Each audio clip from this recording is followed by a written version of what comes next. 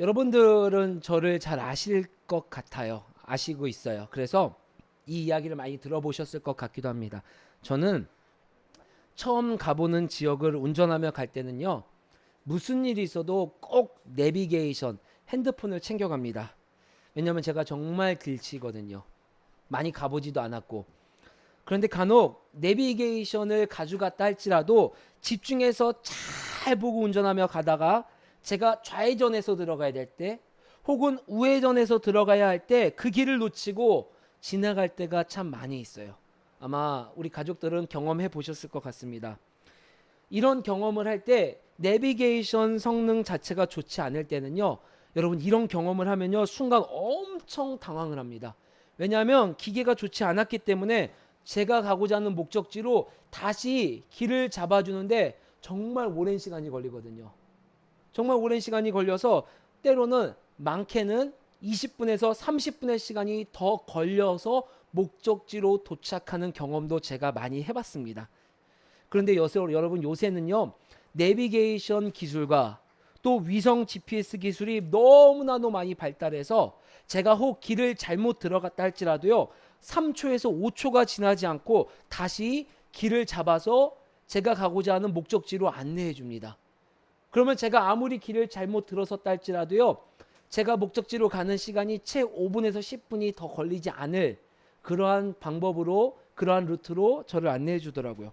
그래서 예전처럼 초행지로 운전을 할 때는 길을 잘못 들어서도 바로바로 잡아주는 이 내비게이션 때문에 제가 운전을 하는데 큰 부담이 느껴지지 않아요. 오히려 배터리만 잘 준비해 가면은 어딜 가든 당당하게 안심하게 갈 수 있습니다. 여러분, 그런데 우리가 운전할 때만 길을 잃나요? 운전할 때만 길을 잘못 들어서나요?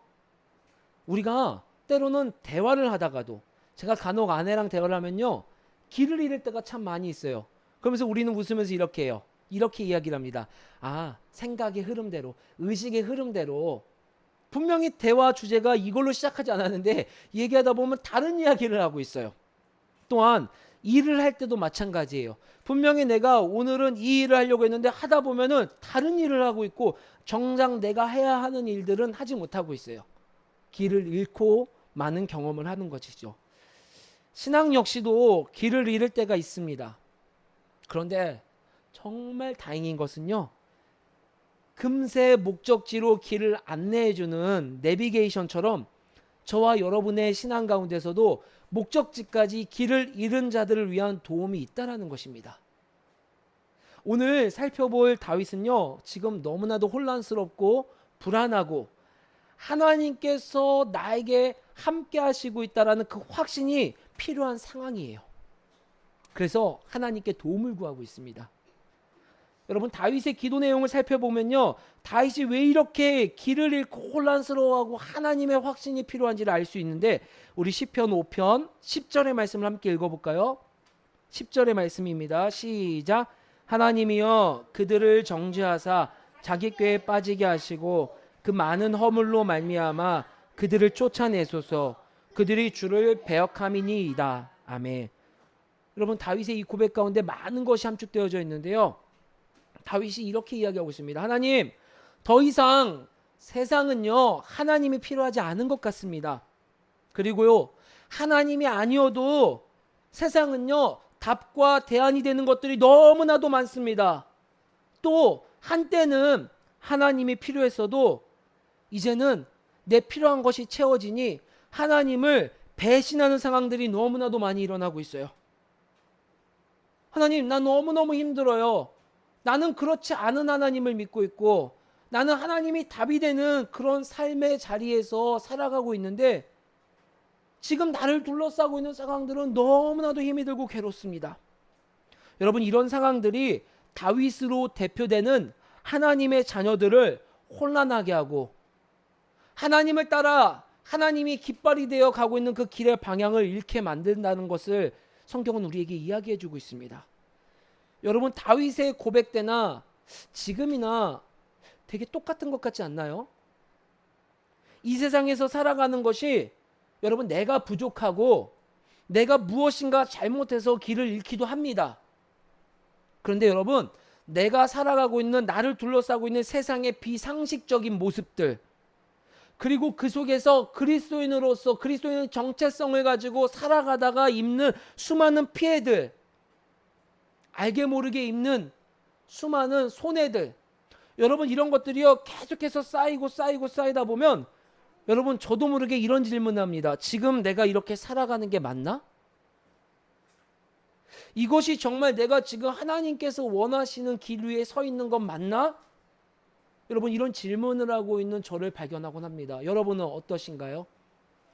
예나 지금이나 우리가 고민하고 있는 것들을 그 공통된 주제는 똑같다라는 것을 우리가 살펴볼 수 있습니다.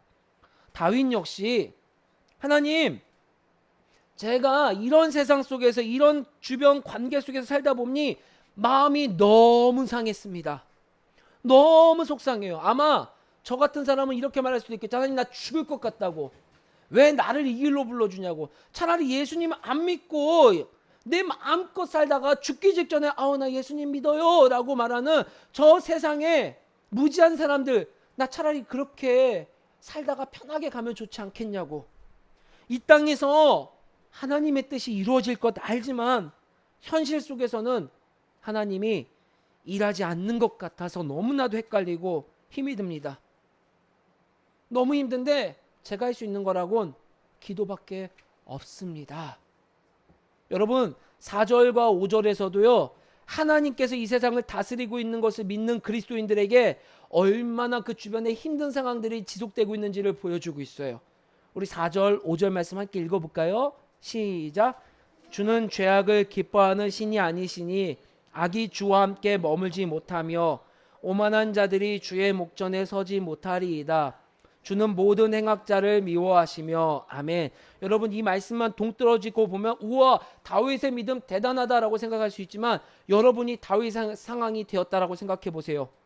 하나님 이론적으로는요 하나님은 선하시고 악이 주와 함께 머물면 안 되는데 지금 세상은 왜 이래요? 이 세상에 왜 악인들이 그렇게 더 잘 돼요? 나처럼 하나님 믿어보려고 애쓰는 나는 왜 사생 사람들이 돌을 던지고 욕을 하고 힘든데 악이 관영하고 오만한 자가 득세하고 있습니까? 하나님 하루에 여러분 수십 번도 더 이러한 질문을 하는 힘든 상황 속에서 그나마 위로를 얻고 희망을 발견할 수 있는 것은 다윗은 아니 하나님의 놀라운 그 임재하심과 은혜를 아는 자들은 나와 같이 계속 그런 질문만 수십 번 하다 절망하다 쓰러지지 않고 있는 모습을 우리에게 보여주고 있기 때문입니다. 다윗은요 여러분 어떻게 해서든 하나님을 붙잡고 하나님을 신뢰하며 하나님께 도움을 구하는 자리에서 발견되고 있어요. 다윗의 이러한 모습은 어찌 보면 그리스도인 모두가 아마 이 이야기를 듣고 있는 여러분들 역시도 모두가 기대하고 소망하는 모습일 거예요. 나 역시도 내 주변 상황에 억눌리지 않고 하나님을 의지하며 가장 힘들고 어려울 때 다른 누군가가 생각나는 것이 아니라 하나님 앞에 무릎 꿇고 기도할 수 있는 그런 모습. 여러분 길을 잃을 수밖에 없는 상황에서 아니 여러분 정확하게 제가 표현하자면요 교회 아니건 교회 바뀌건 세상의 원리대로 살아가는 모든 이들이 우리가 가는 길과 우리가 하는 그 모든 방법이 잘못되었다라고 말을 해서 내가 정말 잘못된 갈 길로 가고 있나? 내가 지금 이 가는 길이 이 믿음을 지키는 일이 내가 소신껏 하나님의 뜻대로 가는 이 길이 정말 맞는 건가라고 혼란스러워하고 불안해하는 상황 속에서 어떻게 다윗처럼 어떻게 하나님의 은혜를 많이 경험했었던 수많은 성경의 이 인물들처럼 하나님 앞에 나아가 하나님께 기도하며 하나님의 도움을 구하며 하나님의 도움을 얻을 수 있을까요? 7절의 말씀입니다. 함께 읽어볼까요? 시작. 오직 나는 주의 풍성한 사랑을 힘입어 주의 집에 들어가 주를 경외함으로 성전을 향하여 예배하리이다. 아멘. 여러분 다윗이 그렇게 살아낼 수 있었던 이유는요 바로 하나님의 사랑, 즉 은혜를 힘입었기 때문입니다. 주의 사랑을 힘입어.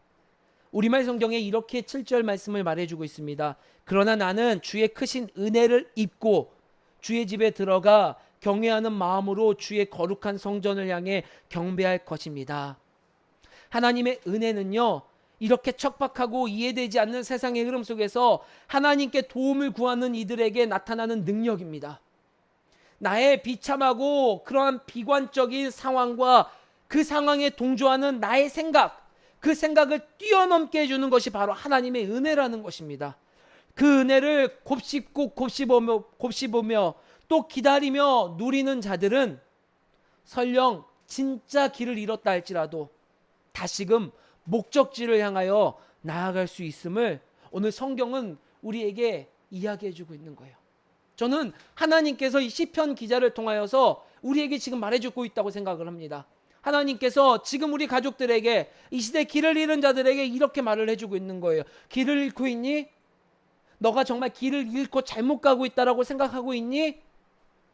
그 질문하는 자들에게 이러한 하나님의 사랑과 은혜를 가장 잘 보여주는 이야기가 탕자의 비유입니다. 여러분, 탕자의 비유, 잃어버린 아들의 비유 많이 들어보셨을 것 같아요. 아버지께 재산을 상속받아 떠난 둘째 아들은 모든 재산을 탕진하고 또 그 내가 있었던 곳에서 흉년이 들어서 취업은커녕 먹을 것조차 없는, 아니 꿈도 꿀 수 없는 그 상황 속에서 내가 상처를 주고 떠났던 아버지의 시비 생각이 나는 거예요. 그러면서 하는 말이, 스스로 하는 말이, 아유 나도 사람입니다. 나도 사람이에요. 나도 생각이 있어요. 나도 뇌가 있어요. 내가 한 짓이 어떤 짓인데, 내가 우리 아버지한테 한 짓이 어떤 짓인데 내가 어떻게 다시 예전처럼 아들의 모습으로 갈 수 있겠습니까? 그렇게 대못을 박았는데, 그렇게 상처를 주었는데, 아들은커녕 일꾼으로나 종으로나 노예로나 불러주시면은, 그래서 내가 입에 풀칠이라도 할 수 있으면은 다행입니다. 그러한 마음으로 아버지께 돌아갑니다. 누가복음 15장 18절 19절 우리말 성경에 이렇게 기록되어 있어요. 내가 일어나 아버지에게 돌아가 말해야겠다. 아버지, 제가 하늘과 아버지께 죄를 지었습니다. 저는 더 이상 아버지의 아들이라 불릴 자격이 없으니 그저 하나의 일꾼으로나 삼아 주십시오. 여러분, 이 고백 속에 둘째 아들 안에 있는 그 생각이 뭐예요? 내가 잘못했으니까, 내가 상처를 줬으니까 더 이상은 아버지와 아들의 관계는 유지될 수 없을 거야. 다시 말해, 내가 사랑받을 만한 행동, 아들로서 존재할 만한 마음과 행동을 가졌을 때 관계가 유지되는 거야. 내가 아버지 앞에 그래도 아들로서 해야 될 것을 했으니까 우리 아버지가 재산도 띄워준 것이고, 아들로서 옷도 준 것이고, 피아노 학원도 보내주고, 먹을 것도 사주고, 선물도 사주고 그랬던 거야. 여러분, 그런데 보십시오. 우리 한번 찾아서 읽어볼까요? 시편 5편 껴놓고요. 누가복음 15장 20절, 21절, 22절 말씀 함께 읽어볼게요. 시편 5편의 말씀은 주보로 장갑 꽂아놓고요. 같이 읽어볼까요? 20절부터 22절의 말씀입니다. 시작. 이에 일어나서 아버지께로 돌아가니라. 아직도 거리가 먼데 아버지가 그를 보고 측은히 여겨 달려가 목을 안고 입을 맞추니 아들이 이르되 아버지, 내가 아들과 아버지께 죄를 지었사오니 지금부터는 아버지의 아들이라 일컬음을 감당하지 못하게 했나이다 하나 아버지는 종들에게 이르되 제일 좋은 옷을 내어다가 입히고 손에 가락지를 끼우고 발에 신을 신기라. 아멘. 여러분, 아버지에게는요, 아들의 마음과 행동이 그의 사랑을 결정하지 않습니다. 아버지의 그 사랑의 뿌리는요, 둘째 아들이라는 그 존재 자체입니다. 둘째 아들이라는 그 존재 자체가 아버지에게 사랑받을 만한 자격이 있고 사랑을 주는 그 이유가 된다는 거예요. 그 사랑의 모습이 아버지의 행동으로 나타나는데요. 여러분, 이 상황 속에서 아버지와 둘째 아들 누가 더 간절할까요? 누가 더 마음이 급할까요? 아마도 둘째 아들 아닐까요? 둘째 아들은 전부 재산을 탕진했어요. 먹을 것도 없어요. 희망도 없어요. 그런 절망적인 상황에서 지푸라기 하나 잡는 그 심정으로 아버지께 발걸음을 향했을 것입니다. 더 간절한 둘째 아들이 아버지를 발견할 것 같은데 누가 먼저 발견합니까? 아버지가 먼저 발견을 해요. 아버지가 먼저 발견하고 달려가서 아들아! 그가 가지고 있었던 채통, 그가 가지고 있었던 명예, 남들의 수군거림, 어머 뭐야? 둘째 아들이 저렇게 대못, 둘째 아들이 아버지 죽었으면 좋겠다라는 마음으로 유산을 받아서 갔는데 어떻게 아버지는 저 채통머리 없이 저렇게 달려가서 아버지를 안지? 여러분, 아버지에겐 그 시선이 중요하지 않아요. 단 하나 더 간절한 거예요. 아들을 향한 그 사랑이 더 간절하였기에 가자마자 발견하고 달려가서 안아주고 그 손을 잡아준 것입니다. 여러분, 이게 은혜예요. 이게 하나님 아버지의 사랑이에요. 다윗은 그 하나님 아버지의 은혜를 알고 그 사랑을 누렸기에 주변의 상황들로 인하여서 내가 실족하고 방향을 잃을 것 같은 상황 속에서도 하나님께 나아갈 수 있었던 것입니다. 하나님의 은혜를 기억하고 경험했고 누렸던 자는요, 그 은혜를 통하여 하나님이 어떠한 분인지를 생생히 기억할 수 있습니다. 8절 말씀을 읽어볼까요? 시편 5장 5편 8절의 말씀입니다. 시작. 여호와여, 나의 원수들로 말미암아 주의 의로 나를 인도하시고 주의 길을 내 목 전에 곧게 하소서. 상황은 전혀 이렇게 하나님을 부를 만한 상황이 아니죠. 하나님의 은은 찾아볼 수 없을 만한 그 상황 속에서 은혜로 그 사랑을 누리며 나아간 다윗은 하나님, 내가 걷는 그 길 끝에 낭떠러지가 있고 그래서 그 길을 피해야 한다는 것이 상식인 세상 속에서도 나는 압니다. 하나님의 은혜를 누렸고 경험하고 그 하나님이 어떤 분이신지를 알기에 하나님께서는 그 낭떠러지 가운데서도 길을 만드시고 그 길을 인도하시는 분임을 내가 기억하고 알 수 있습니다. 11절 12절의 말씀입니다. 시작. 그러나 주께 피하는 모든 사람은 다 기뻐하며 주의 보호로 말미암아 영원히 기뻐 외치고 주의 이름을 사랑하는 자들은 주를 즐거워하리이다. 여호와여, 주는 의인에게 복을 주시고 방패로함 같이 은혜로 그를 호위하시리이다. 이 길이 비록 견딜 수 없어요. 세상의 수근거림과 내가 지금 잘못되고 가고 잘못된 길을 가고 있는 것 같은 의심과 실패할 것 같은 그 두려움. 그런데 다윗은 말합니다. 이 길이 얼마나 기쁘고 즐거운 일인지, 그리고 우리가 인식하지 못하는 그 상황 속에서도 하나님께서 얼마나 하나님의 시간과 때에 맞춰 우리를 방패로 보호하여 주셨는지 그 하나님을 경험하고 기억하고 우리로 하여금 다시 온전한 길로 돌아갈 수 있게 하는 것, 그것은 다름이 아니라 여러분을 불러주신 그 첫사랑 하나님의 은혜를 기억하고 누릴 때 우리가 다시 목적지를 수정하여 온전한 목적지로 갈 수 있도록 인도하여 주신다는 것입니다. 다소 길지만 마지막으로 제가 이 말씀을 읽고 말씀을 마치려 합니다. 로마서 8장 33절로 39절의 말씀, 우리말 성경에 이렇게 기록되어 있습니다. 여러분들 잘 한번 경청해 보셨으면 좋겠습니다. 누가 하나님께서 택하신 자들을 고소할 수 있겠습니까? 의롭다고 인정하신 분은 하나님이십니다. 누가 정죄하겠습니까? 죽었을 뿐 아니라 살리심을 받으신 분은 그리스도 예수이십니다. 그분은 하나님 오른편에 계시며 우리를 위해 간구하십니다. 누가 우리를 그리스도의 사랑에서 끊을 수 있겠습니까? 환난이나 곤고나 핍박이나 배고픔이나 헐벗음이나 위험이나 칼이겠습니까? 기록되기를 우리가 종일 주를 위해 죽임을 당하며 도살할 양같이 여김을 받았다라고 한 것과 같습니다. 그러나 이 모든 일에 우리를 사랑하시는 분으로 인해 우리가 넉넉히 이깁니다. 나는 확신합니다. 죽음이나 생명도, 천사들이나 악마들도, 현재 일이나 장래 일이나 어떤 능력도, 높음이나 깊음이나 다른 어떤 피조물도 그리스도 예수 우리 주 안에 있는 하나님의 사랑에서 우리를 끊을 수 없습니다. 아멘. 그리스도 예수 안에서 발견되는 놀라운 하나님의 사랑을 바울이 우리에게 이야기해 주고 있습니다. 하나님이 여러분에게 이야기해 주고 있는 거예요. 길을 잃고 있니? 길을 잃은 것 같니?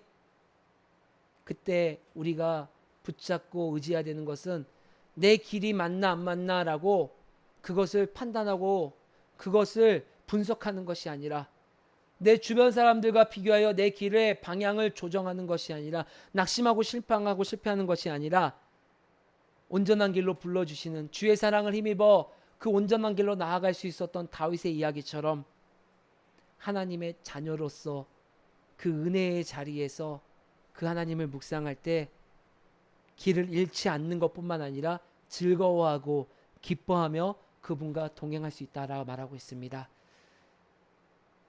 여러분, 길 좀 잃으면 어때요? 우리 교회가 이랬으면 좋겠어요. 길 잃은 자에게 손 내밀어주고, 아니야, 너 그 길 맞아. 느린 거? 아니야, 너의 보폭에 맞는 걸음이야. 아니야, 그 길 맞아. 그 길 끝에 하나님께서 너를 통한 일이 있을 거야. 그 길을 함께 분별해주고 함께 갈 수 있는 우리 가족들이 되기를 주의 이름으로 간절히 소망합니다.